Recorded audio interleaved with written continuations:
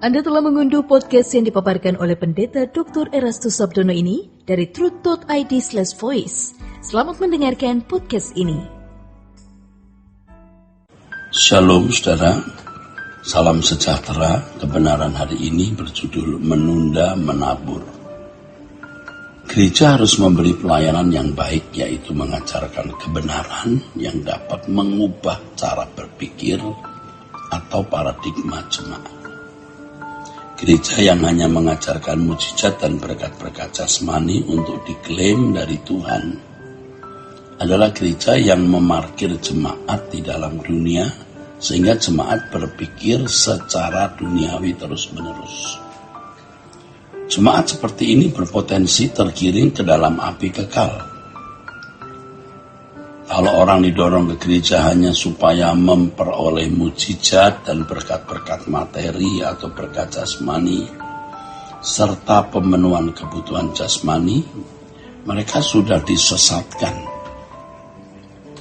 Kalau jemaat diajar untuk memperoleh berkat berlipat ganda, 30, 60, 100 kali lipat, karena memberi persembahan, itu berarti suatu pembodohan.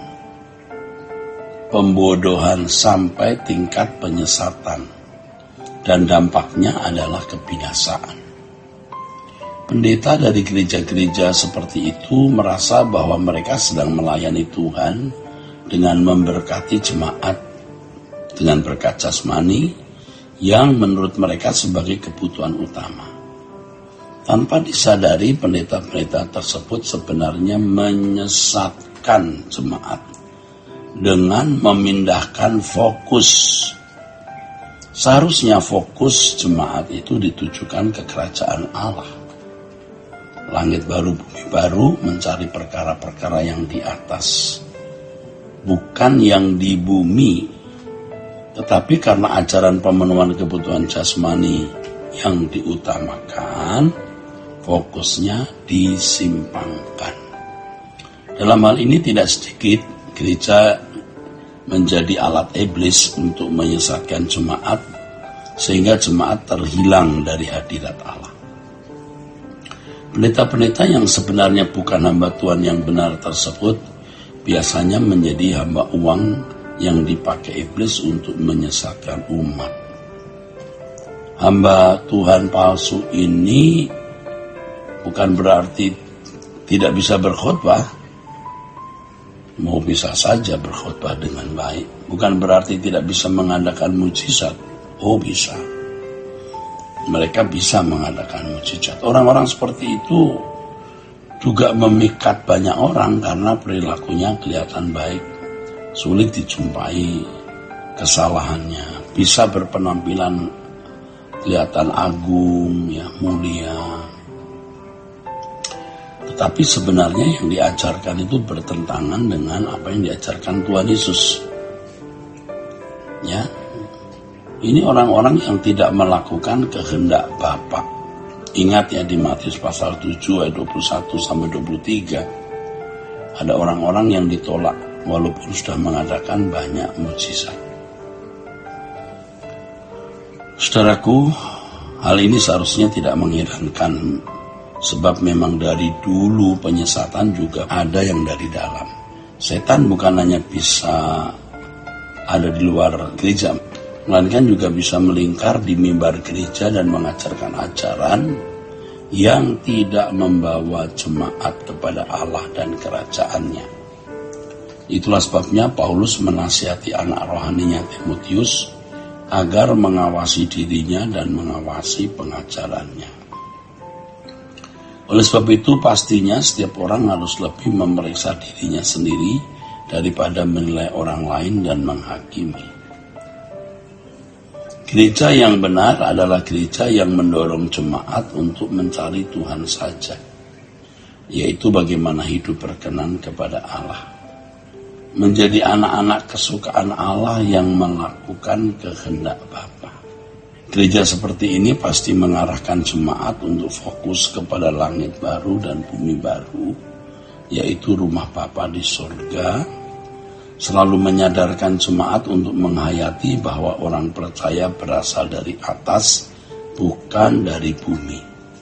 Dengan demikian orang percaya dapat menghayati bahwa dunia ini bukan rumahnya. Nah, ini baru namanya gereja yang membangun anggota keluarga kerajaan surga. Dalam hal ini gereja seharusnya kembali kepada maksud tujuan keselamatan. Ya, keselamatan diberikan bukan supaya manusia memiliki agama, tetapi supaya manusia dikembalikan ke rancangan Allah semula. Jadi fokus pelayanan gereja mestinya adalah perubahan jemaat. Perubahan kehidupan jemaat dari seorang yang berkodrat dosa menjadi manusia yang berkodrat ilahi. Selain gereja mengajarkan kebenaran, tentu saja para pelayan jemaat harus menjadi teladan bagaimana hidup seseorang yang telah dikembalikan ke rancangan Allah semula. Idealnya setiap pelayan jemaat bisa menunjukkan kehidupan Yesus. Seandainya Yesus hidup pada zaman sekarang, itulah cara hidupnya, itulah gaya hidupnya. Seharusnya orang percaya mengerti bahwa dalam kehidupan ini ada hukum atau tatanan yang tidak bisa dilanggar. Hukum itu adalah hukum tabur tuai. Kalau seseorang rajin bekerja, pada umumnya bisa atau pasti dapat memiliki harta lebih banyak. Tetapi orang malas tidak akan dapat dipercayai memiliki harta banyak, kecuali dengan cara-cara curang yang akhirnya akan membawa orang tersebut kepada kebinasaan. Orang percaya harus menjadi manusia yang bertanggung jawab dengan bekerja rajin, menjaga pola hidup yang baik agar memiliki kesehatan yang prima. Doa untuk memperoleh berkat jasmani dengan mudah, ini cara-cara yang salah. Ini membuat orang tidak bertanggung jawab. Doa untuk memperoleh berkat jasmani akan sia-sia kalau seseorang tidak bertanggung jawab. Ya, kalau seseorang tidak bertanggung jawab, Allah tidak akan memberkati. Sia-sia doa minta berkat jasmani. Lah dirinya tidak bertanggung jawab. Dengan demikian sebenarnya masalah pemenuhan kebutuhan jasmani bukanlah masalah yang besar. Masalah yang besar adalah bagaimana seseorang menjadi anak-anak Allah yang menyukakan hati Bapa atau hidup berkenan kepadanya. Sebab kalau berkat jasmani cukup, ya, dicari dengan tanggung jawab. Inilah hari yang tersulit dalam kehidupan yang harus diutamakan atau dikedepankan. Inilah hari yang tersulit di dalam kehidupan, di mana seseorang harus benar-benar mengutamakan kerajaan Allah. Ya, dan ini mestinya menjadi agenda hidup kita satu-satunya. Nah, inilah hal yang tersulit maksudnya, ya. Hukum tabur tuai adalah hukum atau tatanan yang seharusnya menggetarkan jiwa kita. Bukan hanya manusia yang tunduk pada hukum ini, Allah sendiri konsekuen untuk menegakkannya. Dengan memahami hukum tabur tuai, seharusnya setiap orang percaya tidak menunda untuk menabur apa yang mendatangkan kemuliaan di kehidupan yang akan datang nanti.